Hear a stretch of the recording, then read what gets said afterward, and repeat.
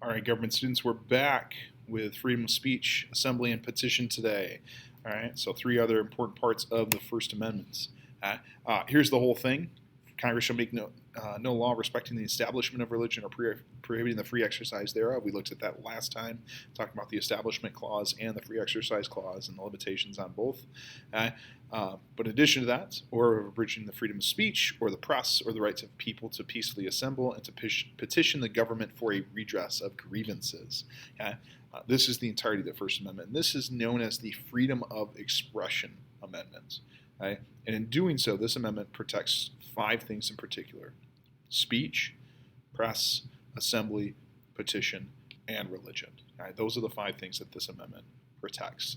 And we're going to look at speech, assembly, and petition today. So, what is free speech? To understand it, you need to understand how important this idea is to democracy. Okay, democracy depends on the populace, the general people, making sound and reasoned judgments. We're the ones who are voting on representatives. We're the ones who are voting on particular issues in some cases, right? We're the ones who are now voting to elect the president. In order to make informed decisions, we need to have access to all the facts. And if you limit the ability in some way for the people to get those facts, we're no longer able to make those sound and reasoned judgments. And that is why free speech is more important, right? Because we need to be able to get access to that information. And freedom of expression is what allows that to happen.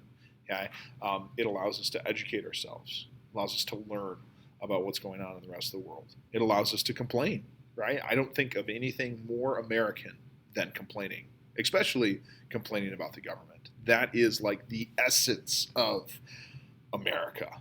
We love to complain about it. Doesn't matter if you're a Republican, a Democrat, right? Sometimes it can be complaining about your own party.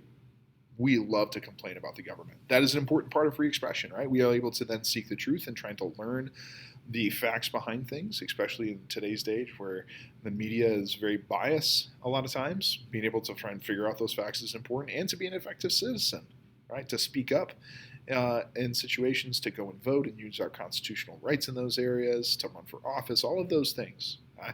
All of that goes away if we don't have free speech, if we don't have freedom of expression. Okay? Without these, democracy cannot properly function, and it will cease to be a democracy. So these things are essential. And freedom of religion is included in with this. Okay, but these things are absolutely essential to this. But free speech is not about protecting majority opinions, because those don't need any protection. Those are already protected by the nature of being the majority opinion. In a democracy, the majority rules a lot of times, so it's easy for them to impose their beliefs and their ideas upon the rest of the country. But what freedom of expression does, what freedom of speech protects, are the minority and the unpopular opinions. The ones that sometimes will make your skin crawl, will make your blood boil, and make you so upset. Chief Justice Oliver Wendell Holmes, Chief Justice of the United States Supreme Court during World War I, he said this. He said, we want to have freedom for the thoughts that we hate. Like, we have to be able to allow those people to say and express themselves. And I think we've lost some of that in society today, and understanding like they have the right to be able to express themselves this way. They have that. And again, it's not the majority of the opinion that needs protection, because those ideas are usually already widely accepted. It's the minority opinions, the ones that are critical of the majority, are the ones that we need to still have in order to be able to make those sound and reasoned judgments. So, what is freedom of speech? It allows you to share your opinions with others. It guarantees the right to a full expression, a full discourse of public life and the different ideas. It really creates essentially a marketplace of ideas where you can go and you begin to expose yourself to new ideas and new opinions and new perspectives on different issues in order to create a situation in which compromise is possible. And that's really one of the things that freedom of speech does, is it allows multiple sides to be able to come to the table and negotiate and find commonality, to find common ground on something so that we can be actually move forward. But what freedom of speech does, and this is kind of a misconception. Freedom of speech, right, is not just the right to say what you think. It's not what freedom of speech is. Freedom of speech is allowing you to express your opinion without fear that the government's going to come out and get you, without fear of government retribution. It does not mean that you can just simply say what you want without consequences. There are consequences for what you do.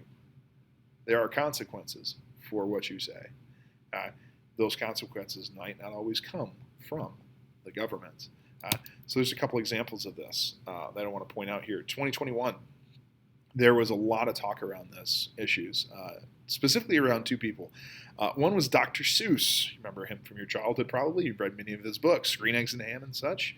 But in 2021, Dr. Seuss Enterprises announced that it would no longer be publishing 6 of the children's authors' works because they were worried about racist imagery. And there was a huge uproar by a number of individuals in Congress and in society that this was cancel culture, right? That these people or these individuals were being culturally blocked from having a prominent place and being able to sell their things and express their ideas.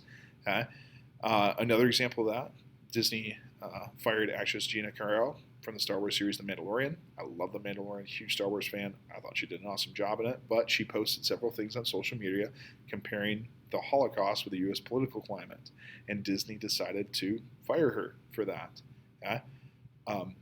That's within their rights. You can't just expect to be able to do what? I can't just be expected to be able to say whatever I want in the classroom and not also be held accountable by my principal, by the superintendent. I don't have that particular right, just like you don't have the same right to be able to say what you want every time in your jobs that you have. Both of these examples are private industries who made a business decision, right? Dr. Seuss decided they no longer wanted to publish some of their work. There was no government involvement here. That was them making a business decision. We are no longer going to sell this product. That's within their rights to do so. Like any company can at any point decide, okay, we're not going to sell this. And sometimes that is going to be influenced by the culture of the times. As culture changes, and cultures are going to change. That's very true throughout history. In addition to this, like Disney decided to no longer employ an individual who made some very controversial statements. They decided to distance themselves from this. Businesses do this all the time.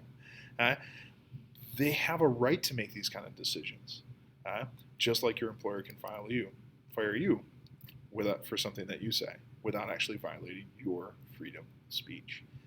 So those are some important misconceptions to kind of I'm just trying to provide you a couple examples of what that looks like to understand that freedom of speech is about protecting you from religion or from government retribution, I should say, about government retribution, the government coming after you. So an important one that applies to you guys, the students, okay? Tinker v. Des Moines. So Tinker v. Des Moines.